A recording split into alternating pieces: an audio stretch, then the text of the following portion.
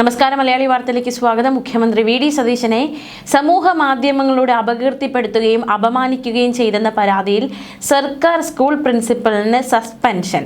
ഈ വിഷയവുമായി ബന്ധപ്പെട്ട് കഴിഞ്ഞ ദിവസം മുഖ്യമന്ത്രി വി ഡി സതീശൻ പ്രതികരണം നടത്തിയിരുന്നു. ആദ്യം നമ്മൾ സംഭവം നോക്കാം. Thiruvananthapuram Attingal government boys higher secondary സ്കൂളിലെ പ്രിൻസിപ്പലായ ജവാദിനെതിരെയാണ് പൊതുവിദ്യാഭ്യാസ വകുപ്പ് അടിയന്തര അച്ചടക്ക നടപടി സ്വീകരിച്ചത്. ഈ മാസം 31-ന് സർവീസിൽ നിന്ന് വിരമിക്കാൻ, അതായത് നാളെ സർവീസിൽ നിന്ന് വിരമിക്കാനിരിക്കുന്ന പ്രിൻസിപ്പലിനാണ് ഇത്തരത്തിൽ സസ്പെൻഷൻ കിട്ടിയത്. ദിവസങ്ങൾ മാത്രം ബാക്കി നിൽക്കെയാണ് സസ്പെൻഷൻ കിട്ടിയത്. മുഖ്യമന്ത്രിയുടെ ചിത്രവും പോസ്റ്ററുകളും ഉപയോഗിച്ച് ഫേസ്ബുക്ക് പോസ്റ്റിലൂടെ അദ്ദേഹത്തെ മോശമായി ചിത്രീകരിക്കുകയും അപകീർത്തിപ്പെടുത്തുകയും ചെയ്തുവെന്നാണ് വിദ്യാഭ്യാസ വകുപ്പിന്റെ കണ്ടെത്തൽ. സംഭവവുമായി ബന്ധപ്പെട്ട് യൂത്ത് കോൺഗ്രസ് നൽകിയ പരാതിയുടെ അടിസ്ഥാനത്തിൽ അധ്യാപകനെതിരെ പോലീസ് നേരത്തെ തന്നെ കേസ് രജിസ്റ്റർ ചെയ്തിരുന്നു. ഇതിനു പിന്നാലെയാണ് വകുപ്പ് തല അന്വേഷണം നടത്തി കർശനമായ അച്ചടക്ക നടപടി സ്വീകരിച്ചുകൊണ്ട് പൊതുവിദ്യാഭ്യാസ വകുപ്പ് ഉത്തരവിറക്കിയത്. സമൂഹ മാധ്യമങ്ങളുടെ വ്യക്തികളെയും സർക്കാരിനെയും അപകീർത്തിപ്പെടുത്തുന്നത് കൃത്യമായ ചട്ടലംഘനമാണെന്ന് വകുപ്പ് വ്യക്തമാക്കി. എന്തായാലും നിർണായകമായ സംഭവമാണ് ഉണ്ടായത്. മാത്രമല്ല, നേരത്തെ ഒരു KSRTC ജീവനക്കാരനെതിരെയും മുഖ്യമന്ത്രിയെ വിമർശിച്ചു എന്ന പേരിൽ ഒരു KSRTC ജീവനക്കാരനെതിരെയും നടപടി സ്വീകരിച്ചിരുന്നു. ആ നടപടി എന്തിനാണ് സ്വീകരിച്ചതെന്ന് മുഖ്യമന്ത്രി വ്യക്തമാക്കിയിരിക്കുക. അതിനൊരു മറുപടി മുഖ്യമന്ത്രി നൽകിയിരിക്കുകയാണ്. അതായത് തൻ്റെ മുഖം നഗ്നനായ ഒരു വ്യക്തിയുടെ ചിത്രത്തിനൊപ്പം ചേർത്ത് വെച്ച്, അതായത് മോർഫ് ചെയ്ത് സമൂഹ മാധ്യമങ്ങളിൽ വ്യാപകമായി പ്രചരിപ്പിച്ചതിനാണ് KSRTC ജീവനക്കാരനെതിരെ നടപടിയെടുത്തതെന്ന് മുഖ്യമന്ത്രി പറഞ്ഞു. ഇത്തരം മോശം പ്രവർത്തികൾ സമൂഹത്തിൽ ഒരു കാരണവശാലും ആവർത്തിക്കാൻ അനുവദിക്കില്ല. അത്തരം സൈബർ ആക്രമണങ്ങൾക്കെതിരെ കർശന നടപടികളുമായി സർക്കാർ മുന്നോട്ട് പോകുമെന്ന് മുഖ്യമന്ത്രി വി ഡി സതീശൻ പറഞ്ഞു. അതേസമയം പ്രധാനമന്ത്രി നരേന്ദ്രമോദിയുമായി താൻ കൂടിക്കാഴ്ച നടത്തിയതിനു ശേഷമാണ് പിണറായി വിജയന്റെ വീട്ടിൽ ED റെയ്ഡ് നടന്നതെന്ന CPM നേതാക്കളുടെ പ്രചാരണത്തെ പരിഹസിച്ച് മുഖ്യമന്ത്രി വി ഡി സതീശൻ, തനിക്ക് മുൻപുള്ള മുഖ്യമന്ത്രിമാരും പ്രധാനമന്ത്രിയെ ഔദ്യോഗികമായി കണ്ടിട്ടുണ്ട്.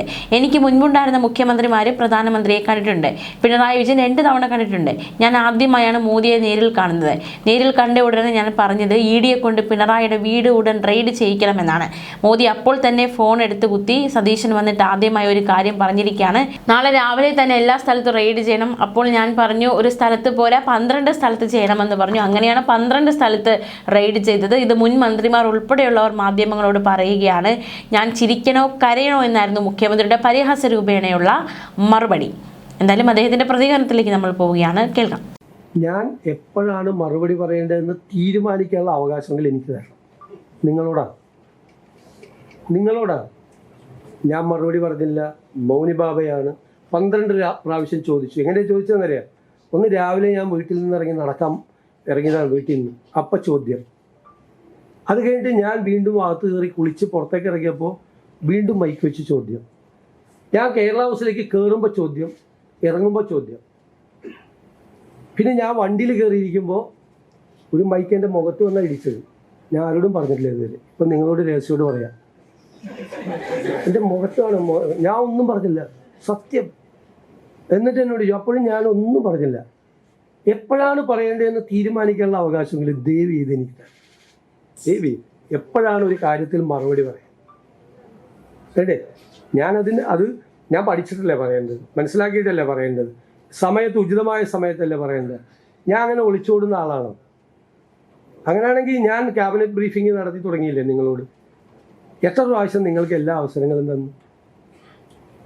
അപ്പോൾ നിങ്ങൾക്ക് ചോദ്യം ചോദിക്കാനുള്ള അവകാശം പോലെ തന്നെ എനിക്ക് മറുപടി പറയാനുള്ള അവകാശം കൂടി എനിക്ക് തരണം. എന്നിട്ട് 12 പ്രാവശ്യം ചോദ്യം ചോദിച്ചിട്ട് പോയില്ല. 12 പ്രാവശ്യം, നിങ്ങൾക്ക് 24 പ്രാവശ്യം ചോദ്യം ചോദിക്കുക. എനിക്ക് മറുപടി പറയേണ്ട സമയം ഞാനല്ലേ തീരുമാനിക്കേണ്ടത്. അതെനിക്ക് തരണം. റിക്വസ്റ്റാണ്. അല്ലല്ല ഇങ്ങനെ അതല്ല. ഞാൻ അങ്ങനെ ആകണമെന്നാണോ നിങ്ങൾ പറയുന്നത്? ഞാൻ ക്യാബിനറ്റ് ബ്രീഫിംഗ് നടത്തുന്ന ആളാണ്. നോ. നിങ്ങൾ ചോദിക്കുമ്പോൾ അല്ലല്ല, നിങ്ങൾ ഇല്ല ഞാനിപ്പോ വന്നിരിക്കുമല്ലേ. ഇല്ല നിങ്ങൾക്ക് അദ്ദേഹത്തിന്റെ അടുത്തേക്ക് പോലും പോകാൻ പറ്റില്ല. പിന്നെയാണ് നിങ്ങൾ 12 പ്രാവശ്യം ചോദ്യം ചോദിക്കണം. നോ. നിങ്ങൾ അങ്ങനെ പറയല്ലേ, അങ്ങനെ ആക്കല്ലേ, അങ്ങനെ താരതമ്യം ചെയ്ത് നിങ്ങൾ അങ്ങനെ ആക്കല്ലേ.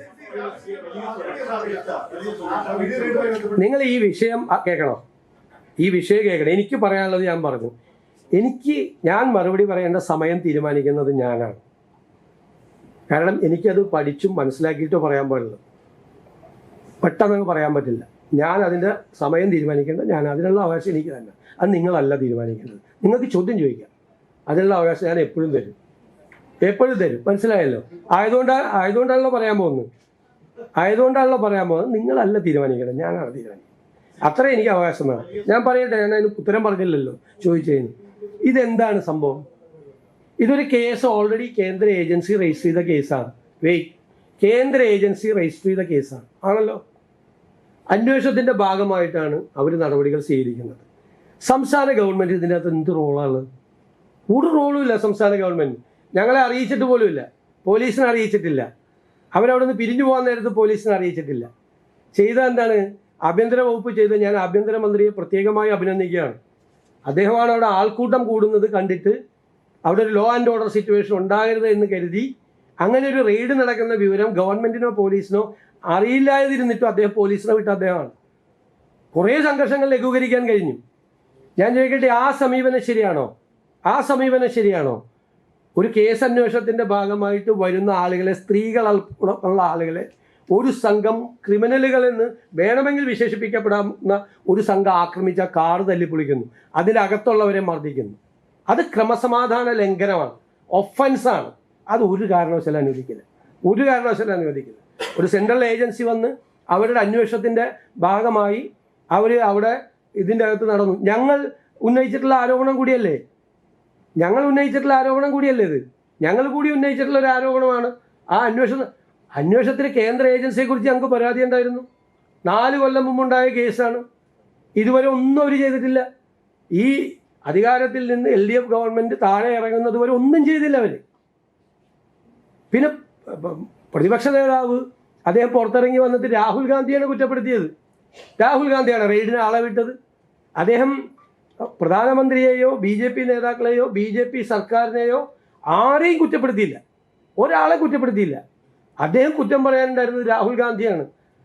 രാഹുൽ ഗാന്ധി എന്താ ചെയ്തത്? രാഹുൽ ഗാന്ധിക്കെതിരായി കേസ് വന്നപ്പോൾ അന്വേഷിക്കാൻ വന്ന ആളുകളുടെ വാഹനം കോൺഗ്രസ്സുകാരെ വിട്ട് തല്ലിപ്പൊളിക്കുകയാണോ ചെയ്തത്? അല്ല.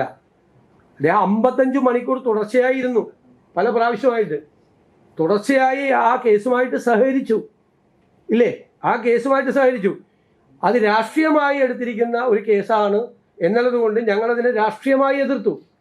ഈ കേസ് എടുത്തിരിക്കുന്നത് മുഖ്യമന്ത്രിയുടെ കുടുംബത്തിലെ ഒരു അംഗത്തിനെതിരായി കേസെടുത്തിരിക്കുന്നത് രാഷ്ട്രീയമാണെങ്കിൽ CPM-ന് രാഷ്ട്രീയമായി പ്രതിഷേധിക്കാം. ഞാൻ ചോദിക്കട്ടെ, അതിൻ്റെ തലേദിവസമല്ലേ ഈ കേസിലെ ഒരു കക്ഷി കോടതിയിൽ പോയപ്പോൾ കോടതി ആ അന്വേഷണം നിർത്തിവെക്കണം എന്ന് ആവശ്യപ്പെട്ട് കോടതി പോയപ്പോൾ ആ പെറ്റീഷൻ തള്ളി അന്വേഷണം തുടരണമെന്ന് ഏജൻസിയോട് ആവശ്യപ്പെട്ടത്? അപ്പോൾ നിയമപരമായ വഴിയല്ലേ അന്വേഷണം ഉള്ളത്? അപ്പം ഞങ്ങൾ എങ്ങനെയാണ് ഈ റെയ്ഡ് നടത്തിയതിനെയും ഈ അന്വേഷണം നടക്കുന്നതിനെയും വിമർശിക്കാൻ സ്റ്റേറ്റ് ഗവൺമെൻറ്റിന് എന്താ അധികാരമുള്ളത്?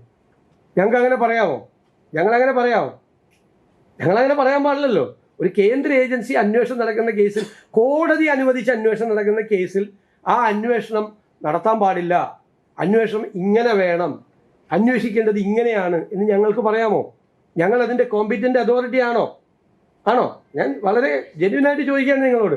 ഞങ്ങളതിൻ്റെ കോമ്പീറ്റൻ്റ് അതോറിറ്റി അല്ല. ഞങ്ങൾക്ക് അതിൻ്റെ അകത്തില്ല. ഞങ്ങൾക്ക് ക്രമസമാധാന പ്രശ്നം ഉണ്ടായാൽ അതിൻ്റെ അകത്ത് ഇടപെട്ടു ശക്തിയായ നടപടികൾ സ്വീകരിക്കും. അത് തെറ്റാണ്, അത് ആവർത്തിക്കാൻ പാടില്ല. അത്തരം സംഭവങ്ങൾ ആവർത്തിക്കാൻ പാടില്ല. ഗുരുതരമായ കുറ്റകൃത്യമാണ് അവിടെ നടന്നത്. അന്വേഷണ ഉദ്യോഗസ്ഥന്മാരെ ആക്രമിക്കുകയും അവരുടെ വാഹനം അടിച്ചു തകർക്കുകയും ചെയ്ത് ഗുരുതരമായ കുറ്റകൃത്യമാണ്. അത് ആവർത്തിക്കപ്പെടാൻ പാടില്ല. അതാണ് ഞങ്ങളുടെ അഭിപ്രായം. ഞങ്ങൾക്ക് നിലപാടുണ്ട് അതിൻ്റെ അകത്ത്.